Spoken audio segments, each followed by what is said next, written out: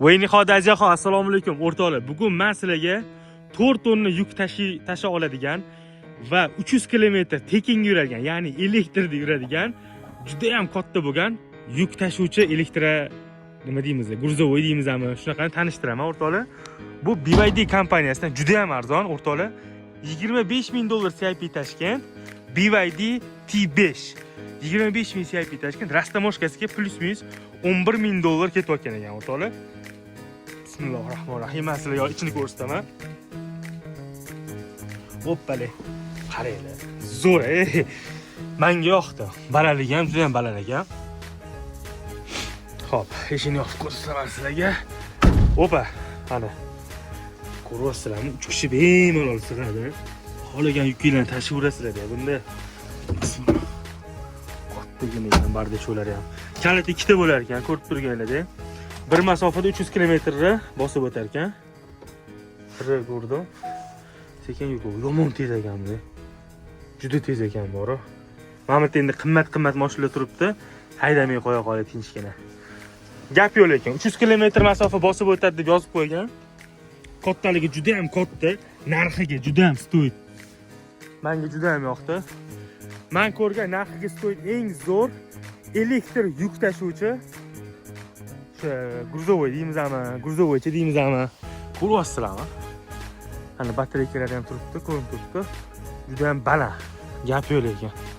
Kimga shunaqa BYD T5 deysizlarmi? Ani keyin yuanchingga ham pastroqga tushsanglar, ozgina pastroqga tushsanglar, Damazda sal kattarog'ini reklama qilganman.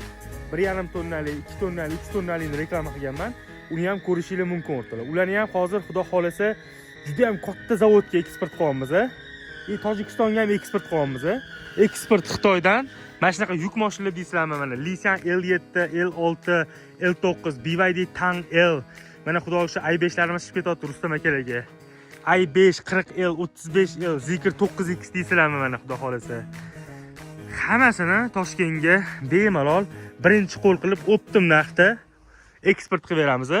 Bemalol aloqaga chiqarasizlar o'rtoqlar, xudo xolasa. Lekin bugungi qahramonimiz BYD T5 haqiqatda juda ham katta elektr yuk tashuvchi.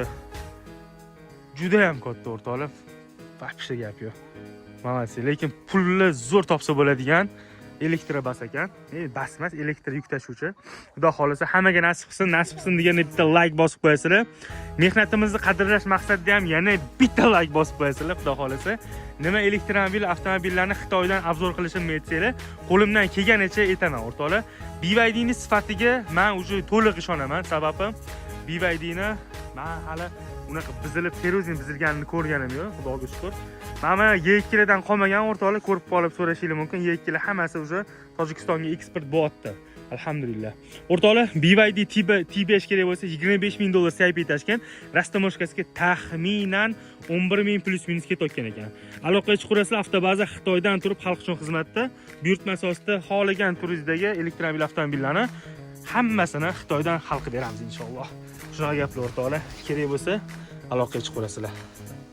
Avtobaza har doimgidek Xitoydan turib xalq uchun xizmatda.